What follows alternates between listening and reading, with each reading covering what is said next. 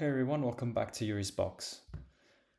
In this video, I'll be talking about doing a weekly roundup to TLT really. If you like this kind of content, consider leaving a like and subscribing to the channel. And as usual, nothing in this video is financial advice. So we didn't really accomplish much this week. We went up a bit, then we went down a bit, then we went sideways a lot. Today as well, it's kind of we had a bit of everything today, really, when you look at it. We gapped lower. Then we went up to 86.80, and we really closed right smack in the middle, if you will. In fact, you have this kind of a doji candle right here, if you will. A bit of a fatter version of a doji candle, but regardless, you get the picture. And again, I think this is really just parroting, if you will, what came from Jerome Powell in his press conference. The idea is that we don't know. All right. And if you look at the bond market and what it's basically doing, meaning going sideways, it's just, I don't know what to do. I mean, we're basically pricing in more inflation.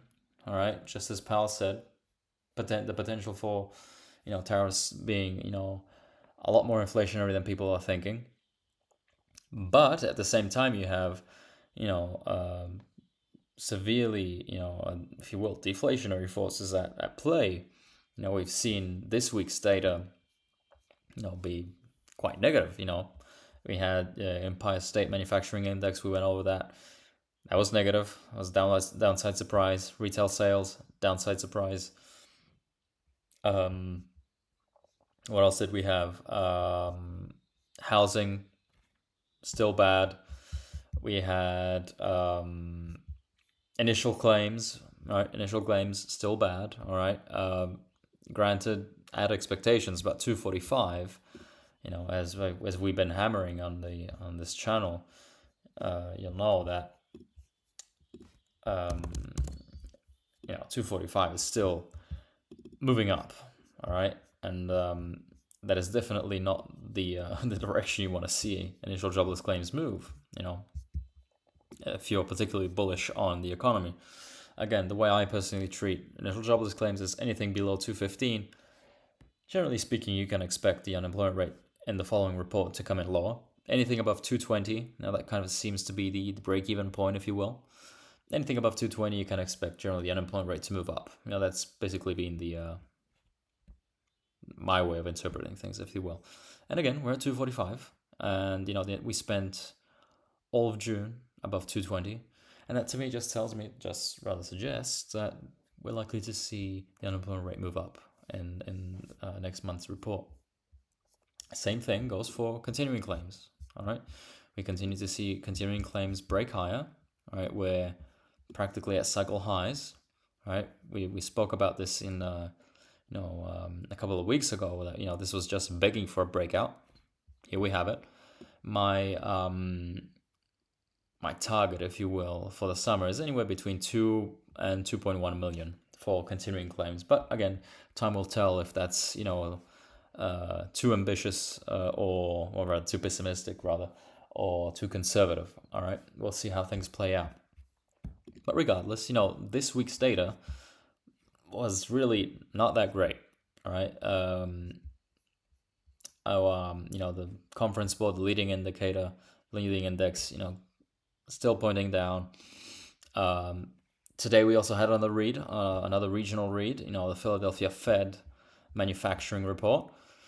We can go over that quite briefly. Manufacturing activity in the region remained weak. The survey's indicator for current general activity remained slightly negative, unchanged from May. New orders index fell but remained positive. Employment index turned negative and fell to its lowest value since May of 2020. All right, new orders fell, still remaining positive, but still they fell. The firms reported overall decreases in employment. This was quite interesting to me. And the employment index fell from 16.5 to negative 9.8, the lowest reading again from since May 2020. And firms report lower production, little change in capacity utilization. The prices paid, it was quite curious because usually and again, I'm not jabbing here, I'm just pointing something out. The prices paid index is one of the most talked about indexes of the parts of these reports.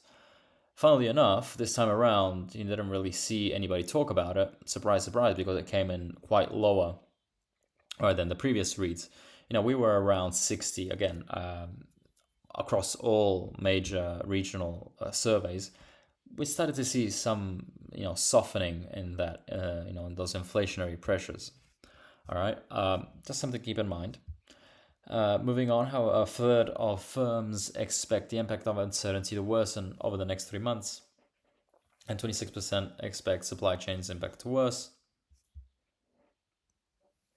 Again, diffusion index continuing to move lower. A brief summary, probably the best way to summarize everything. Responses to the June manufacturing outlook suggest regional manufacturing activity remained weak overall this month. The indicator for current activity remained weak, while the indexes for new orders and shipments were positive but low. Firms indicated overall decreases in employment and continued increase in prices. The survey's broad indicators for future activity suggest less widespread expectations for growth over the next 6 months. And to me, again, what I was speculating, especially last month, was that this bump that we saw up was mostly due to the fact that we went from a situation where we were talking about an effective trade embargo against China to something that again is worse than or it's better than a trade embargo, 30% tariff on China, which is bad, right? It's still bad, but it's not as bad as potentially chopping your leg off. All right, it's kind of like you get smacked 20 times in a row, and the 21st time you don't get smacked. It's like, hooray, I didn't get smacked. I mean, yeah, okay, but it's still nothing really to celebrate in my opinion. But regardless, we kind of got over that in my opinion in this report. And again, we continue to see this theme play out. That we started to really see ever since I started making videos, where we kind of moved away from that September to January bump, that was mostly due to, again, those transitory events, probably some election euphoria, a lot of, natural disasters taking place and people having to, restock anything that got damaged, tariff front running, the fear of port strikes in September. And again, port strikes in September, bad news for the holiday season. And all those events probably made the economy look a little bit better than it actually was. And ever since February, at least as far as these surveys are concerned, they continue to point towards an economy that is more consistent with what we saw last summer rather than what we saw from September to January. And again, this report in particular, and also the New York Empire Manufacturing Index, continue to point in that direction. All right, we have seen some reports. I don't remember which month, but I remember an ISM report that was kind of a little bit more upbeat. But broadly speaking, these regional surveys and all the PMIs as well have been pointing towards something that is a little bit less optimistic. All right, generally speaking. So again, the picture hasn't changed as far as I'm concerned. All right. So again, that really finished off the week. And it wasn't really, again, it wasn't a great week for economic data. If you just look at the data, you'd think that would be positive for things like bonds. But again, we continue to be hell-bent in pricing in, the worst case scenario for inflation. And we continue to take growth as a given, in my opinion, and I think that is a potential mistake. Wouldn't be the first mistake the bond market, commits in this cycle. Again, I've been quite adamant on this. The bond market has been, the bond market has the bad habit of getting hell-bent on certain narratives, only to have to play catch up later on. Again, in recession in 23, oh no, wait, we're not going to have a recession. Rates have to go up. Inflation is going to be well behaved. It's not well behaved. We have to go back up, higher for longer. Oh wait, growth scare. Oh wait, stagflation.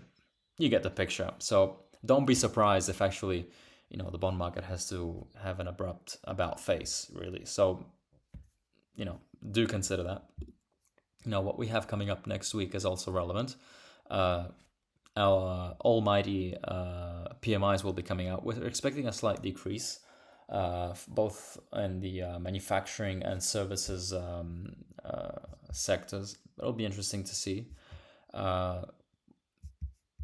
We'll be having some consumer confidence data coming out, as well as another round of regional surveys with the Richmond Fed this time. We're expected to see continued weakness. We'll see how weak the number is, or if it's stronger. Generally speaking, these regional surveys have not shown any particular improvement. So we'll see how things come out. Again, new sales, some housing data, durable goods orders. We'll see, how that comes out. And again, another read on initial jobless claims. For the time being, the consensus is at 247. Now, again, it's still a little bit early. It's Friday, so do expect this number to change. But to me, again, what is interesting is that we continue to hover. Consensus continues to point at a number that is still, roughly speaking, around this area right here, which, again, if it were to come out at around 245, 250, or even 240, it would just be an indication that we're generally trending in the wrong direction. All right, we're moving up, and if we actually were to see layoffs pick up even slightly, given the state of the labor market, where you have, again, low fires and low hires, but again, people generally speaking are staying put because they're afraid of losing their job. They're not willing to take risks. That could exacerbate some moves in the unemployment rate potentially. So again, 247 will not be a great number. 240 will not be a great number. Ideally, you want this number to stay below 220, in my opinion. Right, 220 is a strong number for the economy. Or anything below 220, 215 is good. And again, just to keep things in context, while we are still, well away from, the 06 and 07 lows, it is also important to keep in mind that the pre-pandemic norm, 2018 till 2020 was, the average was, again, 215 more or less, anywhere between 215 and 220. Anything above, you're really just moving back in time if you, just to, to make an oversimplification of things. So I wouldn't get too complacent about initial jobless claims, also knowing the fact that by the time initial jobless claims break out and accelerate, you're usually closer to the end of the recession than the beginning. All right, so keep that in mind as well. And again, next week, we do have more inflation reads. We have PCE, which should be, again, nothing. We shouldn't see anything too dramatic given the benign reads that we saw in both PPI and CPI. So it'll be interesting to see where that comes out. And again, consumer surveys again coming out around the end of the month. Overall, we're really just moving closer and closer and closer to non-farm payrolls, which actually comes in actually on a Thursday, if I'm not mistaken. This time around. Where is it? Right here. All right. Initial Training Economics actually has a forecast out for 100K, which I don't know about that. We'll see. We'll see. It's still very, very early. It's still 2 weeks away. That'll be a topic for next week.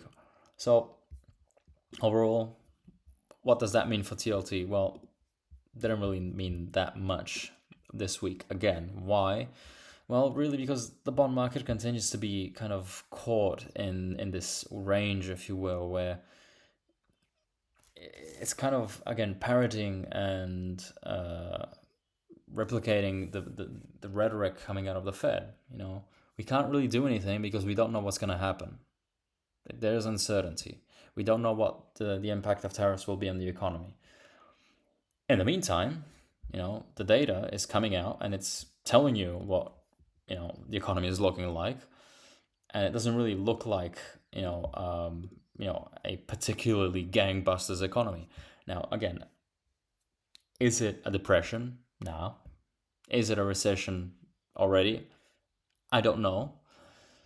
Is it a slowdown? Yes. All right. Is the economy slowing? Yes. Time will tell how strong the slowdown is. All right. And again, I wouldn't expect much from the bond market as long as we continue to be hell-bent again on this, and pricing in, the worst case scenario in inflation as if it's 2022 all over again, and really taking growth as a given at this point.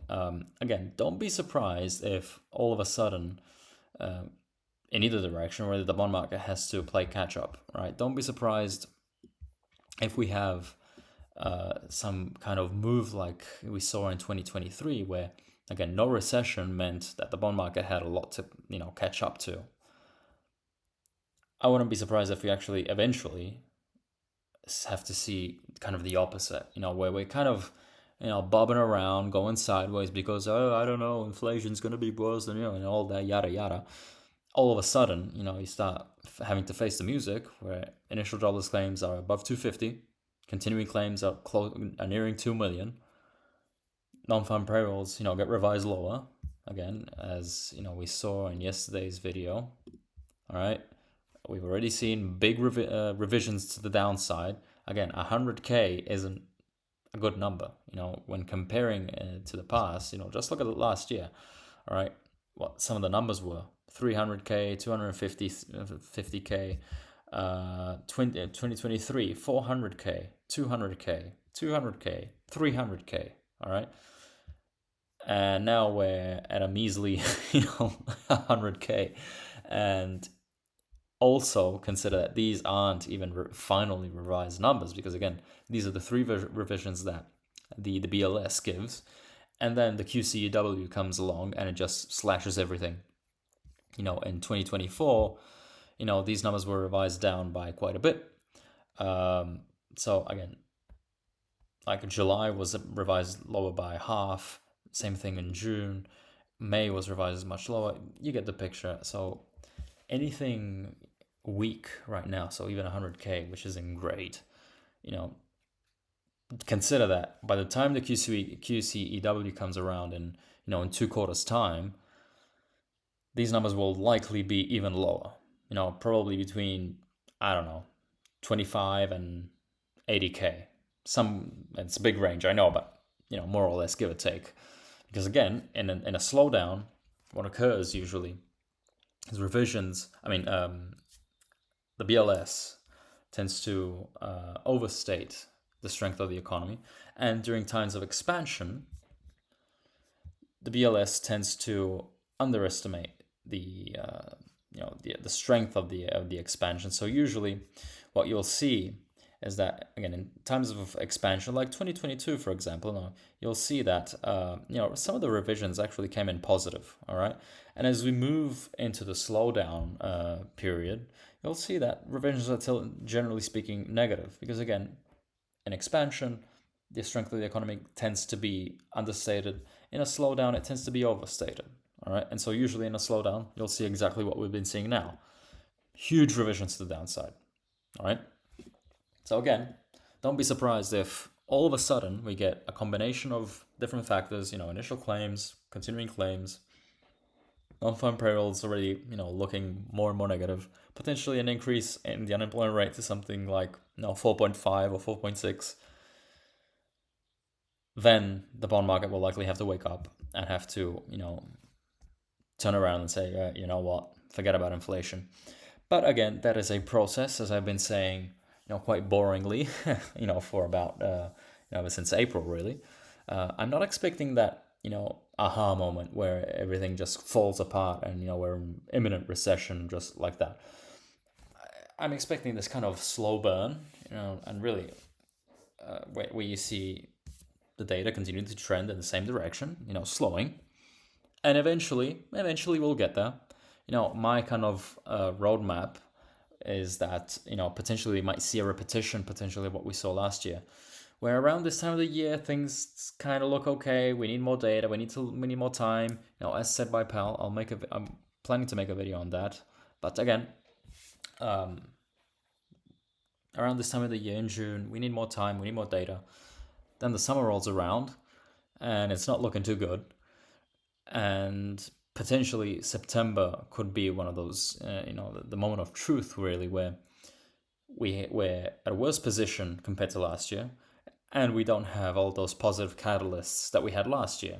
All the front running, election euphoria, so on and so forth. So really, my first checkpoint is the summer. Let's see how things work. Get to the summer. For the time being, my suspicions seem to be fairly accurate, meaning that, again, I was expecting further degradation as we move towards the summer, and kind of a small climax, if you will, during the summer. We'll see how that works out. For the time being, again, things seem to be trending in the right direction again. For the bearish thesis on the economy, with all the surveys coming up negative, initial jobless claims, again, as I was expecting, when I started making videos, that initial jobless claims were going to bottom in January. That was the bottom, and they would slowly trend higher. And again, continuing claims, same thing. Generally expecting them to go higher. It will really be, it will come down to the data. Let's see how the data comes out. And if it continues to come out like this, it'll just make a stronger case for a weaker outlook. And eventually, we know what the bond market does. It stays hell-bent. It stays absolutely 100% convinced about something. Be it a recession in 23, higher for longer, a recession, stagflation, until it can no longer stay convinced of whatever it was convinced about. And eventually it'll probably end up having to play catch up. All right. Be it because growth is slower, as some of the incoming data is suggesting, albeit because we have some massive, inflationary spiral, which again, everything is possible. But again, don't be surprised if you see, the bond market having to kind of reverse course in either direction. Again, my general bias is that growth is probably still to this day overstated. And again, the ingredients that made 2022 possible aren't really there anymore. Meaning a tight labor market. So I'll leave it at that. Again, just to summarize, this week's data was quite abysmal. If you really, want to put a tag on it, regional surveys were bad, a miss compared to consensus. Retail sales were a miss. Housing data, not looking too good. Again, that feeds into construction employment, so not good. Initial jobless claims, still not good. Continuing claims, still not good. More, we have to wait, rhetoric coming from the Fed. Philadelphia manufacturing index, we just went over that today.